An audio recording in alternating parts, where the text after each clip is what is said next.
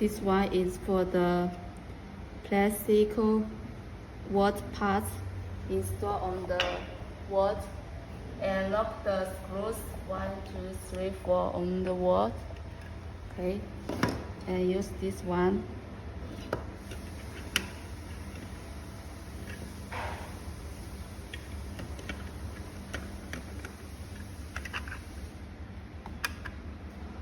Look here, lock the 2 screws and then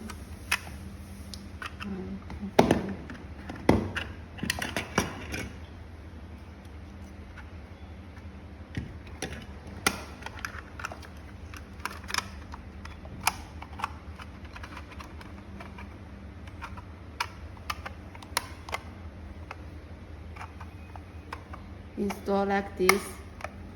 Can't see the screws after install.